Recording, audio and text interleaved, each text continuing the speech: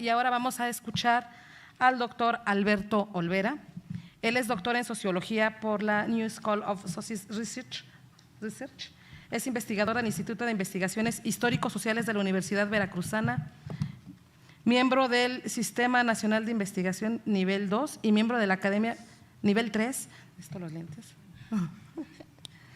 y miembro de la Academia Mexicana de Ciencias. Ha publicado una diversidad de libros, capítulos de libro y artículos como autor, coautor o editor, entre otros, La Sociedad Civil, de la Teoría a la Realidad, en 1999, Sociedad Civil, Espacios Públicos y Democratización en América Latina, México 2003, Democratización, Rendición de Cuentas y Sociedad Civil, Participación Ciudadana y Control Social, en 2006, La disputa por la construcción democrática en América Latina, en 2006, La democratización frustrada, limitaciones institucionales y colonización política de las instituciones garantes de derechos y de participación ciudadana en México, en el año de 2010, Veracruz en crisis, en 2012, y Violencia, Inseguridad y Justicia en Veracruz, en 2015. Le damos la bienvenida y tiene el uso de la palabra al doctor Olvera. Gracias.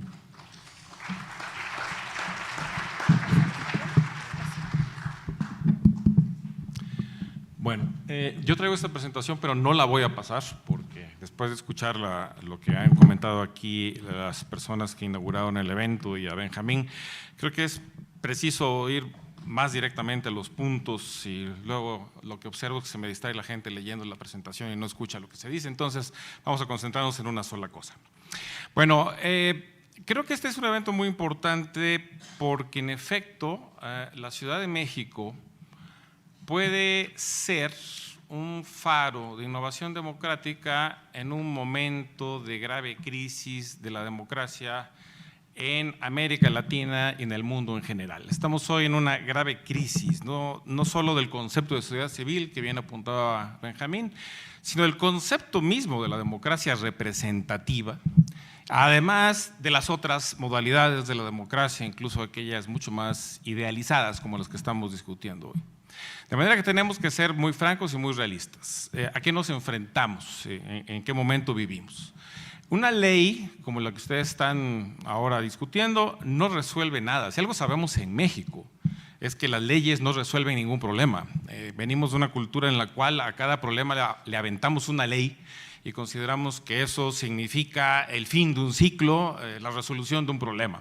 No, apenas abrimos otro, es patear la lata hacia adelante, de manera que no podemos ser ingenuos. Las leyes no resuelven nada, de manera que sí conviene mucho entonces que ubiquemos claramente el contexto y el tamaño de los retos a los que nos enfrentamos. Entonces decíamos que la democracia está en crisis a nivel global y en América Latina porque a través de métodos democráticos han llegado a la presidencia de la República personajes verdaderamente impresentables. Bolsonaro en Brasil, Trump acá junto. Tenemos a nivel general una expansión de la ultraderecha y un vaciamiento de los partidos políticos en general. En eso estamos nosotros incluidos en este país. Tenemos, por tanto, democracias plebiscitarias, estamos escogiendo a una persona, no un partido, no un programa, estamos escogiendo con el hígado, no con el cerebro, de manera que la idea de pensar de democracia deliberativa está francamente en su más profunda crisis en el momento actual. De tal forma que sí es importante que consideremos a la hora de hablar de leyes de participación ciudadana, que vivimos un momento difícil y que por tanto no podemos actuar como si nada hubiera pasado, como si siguiéramos la inercia de los años de la transición a la democracia. Aquí en México tenemos ya en todos los estados leyes de participación ciudadana, ya los mecanismos que ustedes mencionaron aquí están en la mayor parte de las leyes y no funcionan en ninguna parte. No ha funcionado tampoco la Ley de Participación Ciudadana de la Ciudad de México y eso ustedes lo saben perfectamente bien. De manera que tenemos que ir más allá de decir que la reforma a la ley resolverá el problema, porque las reformas que se están proponiendo pues son reformas parciales, ¿no? Básicamente mejoras en mecanismos institucionales ya diseñados dentro del contexto, eso sí, de una gran constitución que se ha dado a la ciudad. Entonces, recordemos que además la participación ciudadana ya fue en América Latina parte de un discurso programático. En Venezuela tuvimos una democracia participativa y protagónica, no solamente participativa. Tuvimos ya años, 30 décadas de experiencia de participación ciudadana en múltiples modalidades en Brasil, el gran país del experimento participativo. Todo eso se está desmoronando o se ha desmoronado dramáticamente, de manera que no podemos actuar hoy como si eso no hubiera pasado.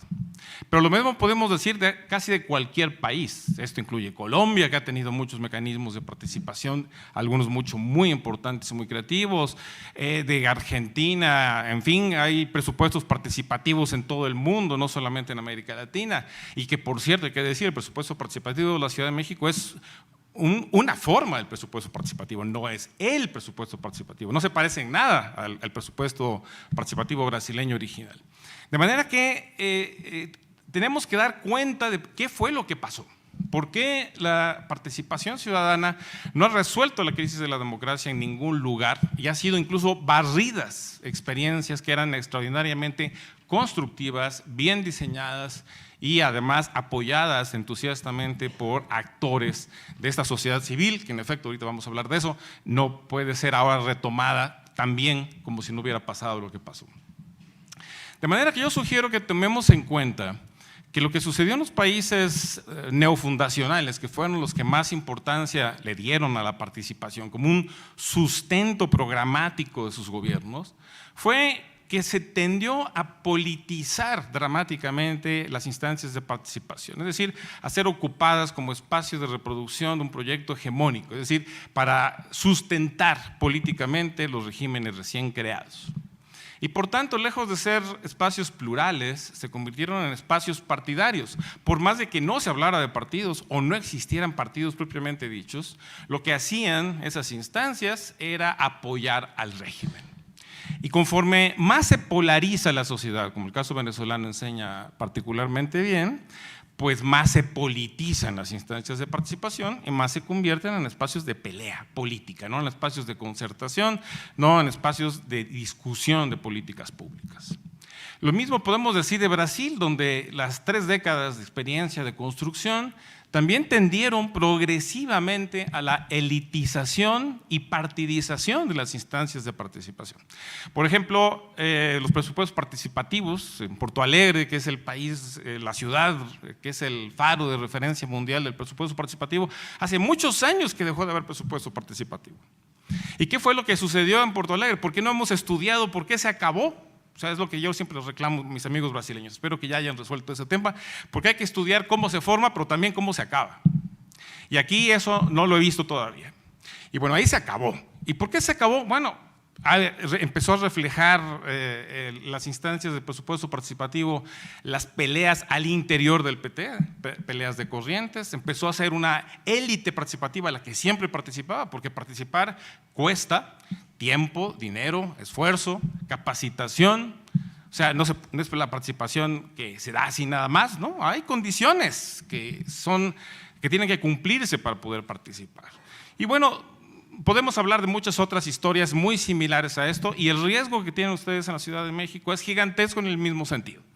Aquí también ya venimos de una experiencia de politización completa de los comités vecinales. Ya saben ustedes que se pelearon corrientes del PRD, que colonizaron los comités, que funcionarios públicos se metían en los comités para tener hegemonía y manejar el dinero que ahí estaba disponible para hacer clientelismo político. Todo eso lo saben ustedes. Entonces, si hacemos como que no sabemos, perdónenme, pues nos hacemos bueyes todos, ¿no? Y la verdad es que no tenemos tiempo de hacernos tontos, ¿ok? Estamos en una situación muy complicada en México hoy. Tenemos, eso sí, un gobierno que rompe con la estructura política neoliberal previa, pero un gobierno que se concentra en un solo hombre. No es un gobierno de instituciones, no es un gobierno de un partido político digno de ese nombre, es un gobierno de una sola persona. Y los gobiernos de una sola persona son fragilísimos, fragilísimos. Lo son porque la persona le puede pasar algo, lo son porque la persona puede cometer errores y no hay nadie que lo detenga, y lo son porque no construyen instituciones, esencialmente por eso, porque no los problemas de un país no los resuelve una sola persona, los resolvemos todos o no se resuelven. Así que hay que crear las instancias de mediación suficientes para que la ciudadanía pueda apoderarse, apropiarse de las políticas públicas, realmente, no en el discurso. Tenemos que tener las condiciones ideales para que podamos propiciar que una minoría de los ciudadanos, porque sean siempre una minoría de los ciudadanos los que van a participar en las instancias participativas, lo puedan hacer con condiciones apropiadas y con alguna significación. Por ejemplo, mientras en los comités ciudadanos se siga repartiendo dinero, van a ser colonizadas políticamente automáticamente. ¿Por qué? Porque es una cuestión de clientelismo. Vamos a ver cómo reparto el dinero.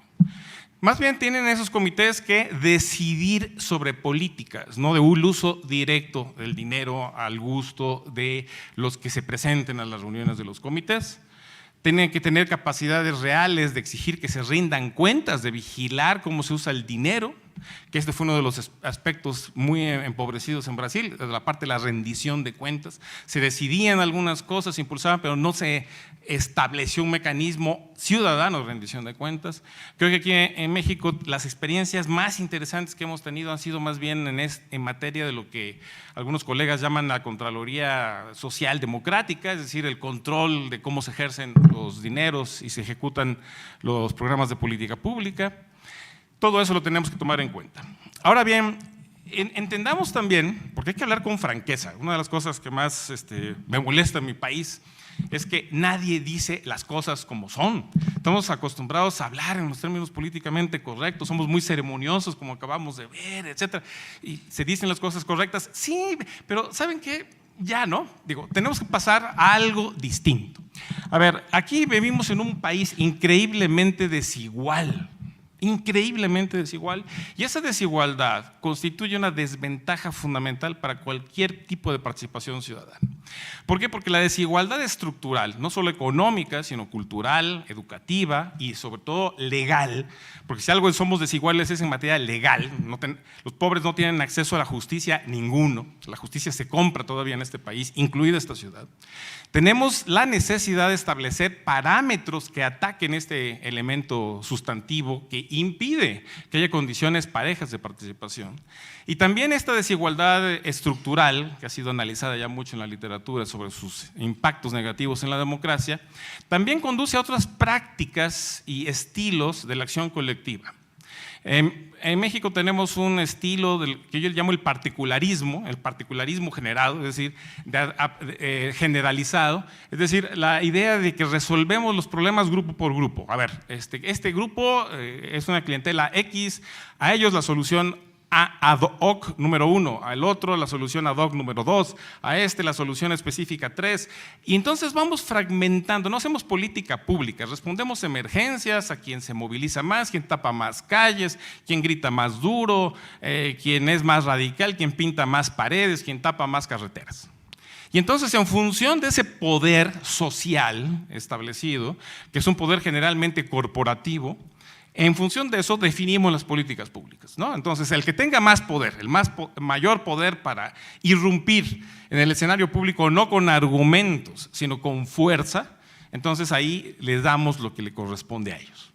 Bueno, mientras sigamos esa lógica, pues estamos en una situación que deja más desempoderados a los más pobres, porque los más pobres no tienen la capacidad de autoorganización, de movilización, etcétera, y incluso dependemos más y más de los intermediarios.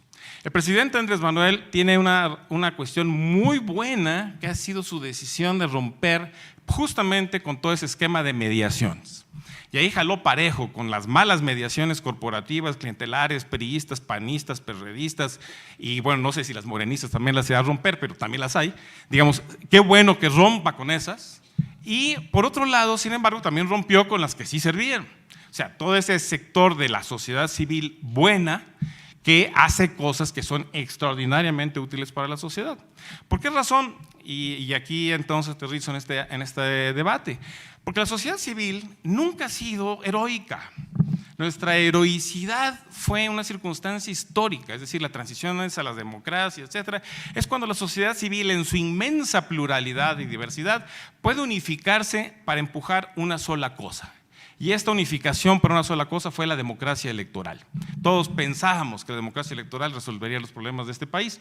Bueno, ya aprendimos que no es así.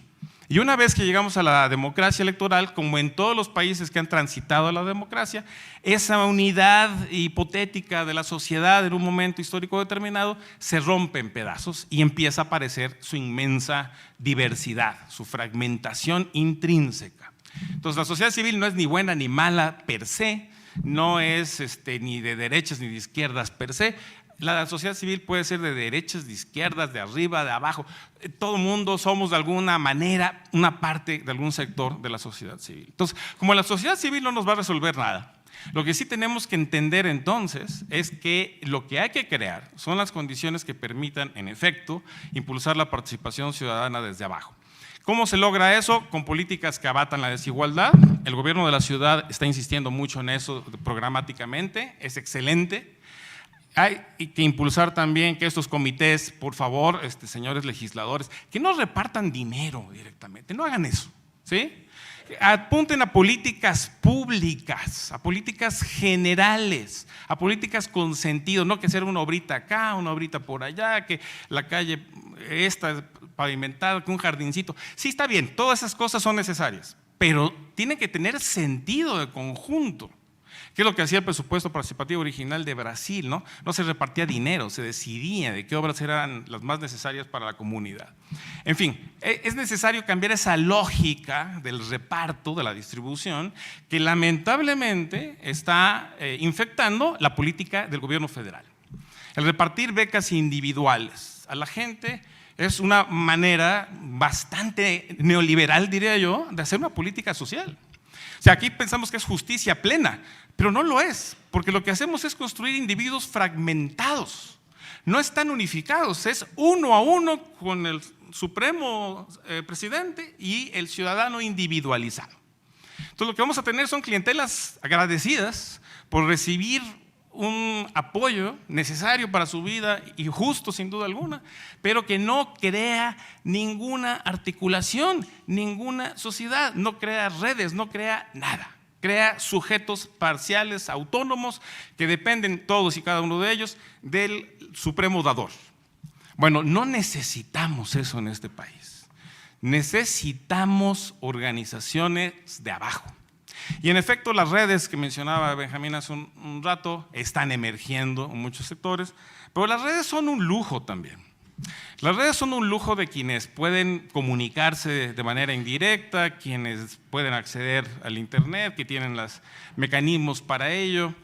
Las redes sociales profundas se articulan, como todos aquí lo sabemos muy bien, en base a familias extensas, a paisanaje, se articulan con muchos mecanismos primordiales. Y lo que tenemos que hacer es aprender a usar esos mecanismos primordiales. Por ejemplo, las colonias de la Ciudad de México, que son totalmente provincianas en el sentido de las prácticas políticas que se manejan ahí. Bueno, la política local de la Ciudad de México es totalmente provinciana, disculpen que se los diga, pero es igualita a la de Veracruz, a la de Jalisco, etc. O sea, no crean que hay mucha diferencia porque están en la Ciudad de México. O sea, es igual, en la base social y cómo se hacen las cosas es lo mismo.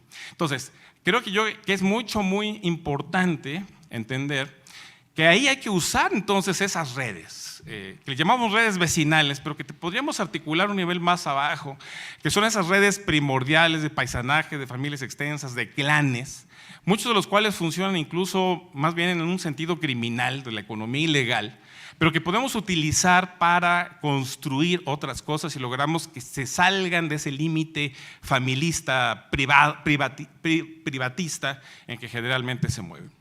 Miren, por ejemplo, la delincuencia brutal que padece nuestro país.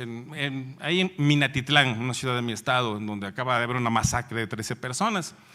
Los que acaban de ser detenidos como culpables del evento, pues son gente de la localidad, trabajadores de Pemex formales, ¿no? Que reciben un salario. No están ahí porque sean pobres, cero, no son pobres. De manera que lo que tenemos es más bien que hay sujetos que se articulan, que tienen además redes familiares muy extensas, porque es una ciudad de migrantes oaxaqueños del Istmo, y ahí sigue prevaleciendo una idea de red familiar extensa. Y entonces los grupos delincuenciales que decimos que son del cártel de Jalisco y Zetas, no, son familias extensas locales que se articularon, alguno de ellos con un sujeto que dice que es del cártel y utilizan el nombre incluso para espantar al otro, etcétera. O sea, no, o sea, estamos en una sociedad que está creando ilusiones todo el tiempo y nosotros estamos comprándolas. Necesitamos en ese sentido profundizar nuestro conocimiento de lo social. Ustedes tienen que entender mejor cómo se articula realmente en el territorio la sociedad y a partir de eso crear las organizaciones que sí fomenten verdaderamente una participación ciudadana y articulen redes organizadas. Y en ese sentido que creen ciudadanos empoderados, que crean en su propio poder y no en la bondad de quienes les otorgan unos pesos cada mes. Bueno, muchas gracias.